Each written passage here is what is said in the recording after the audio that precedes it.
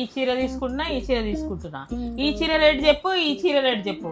బయటలా కాదు, మన రేటు చెప్పు. ఓకే మేడం, ఇగో ఇప్పుడు పైన చీర అయితే అది బయటకి తెచ్చిన చీర, కింద ఉన్నది అయితే మీరు చూసినట్టు టిష్యూ చీర. అది పైన ఉన్నది మన రేటు చెప్తారండి.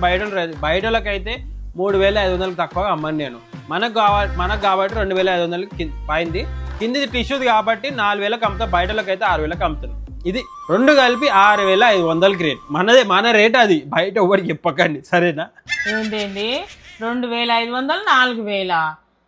ఏమొద్దయ్యా, తీసుకో, నీ దగ్గరనే పెట్టుకో, నాకేమొద్దు ఇంత రేటా?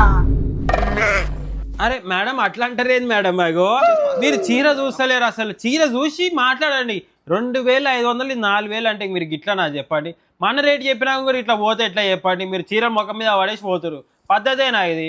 మీరు ఒక రేటు చెప్పండి. సరే, నేనైతే అనుకున్నా కదా. నేను రేటు చెప్తే నువ్వు దిమ్మ తిరిగి పడిపోతావు. పర్లేదు చెప్పండి ఇక. చెప్పాలనా? అంకుల్ వద్దా అంకుల్, నేను చెప్తున్నా కదా. చెప్తానే, చెప్పని.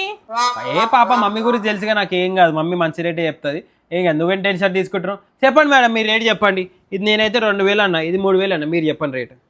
500కి అది 500, ఇది 500.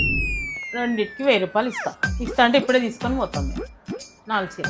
దుకాణం అమ్ముకోమంటారా? మీరు చెప్పండి ఒక మాట. దుకాణం అమ్ముకోమంటే అమ్ముకుంటాం. ఓ పని చేసా, ఇది 500, అది 200, అది 100 రూపాయలకు అమ్ముకుంటే నేను ఎగ్జిబిషన్ పెట్టినా కదా నేను ఈడ. చెప్పమంటావు, చెప్తే అట్లా అంటావు.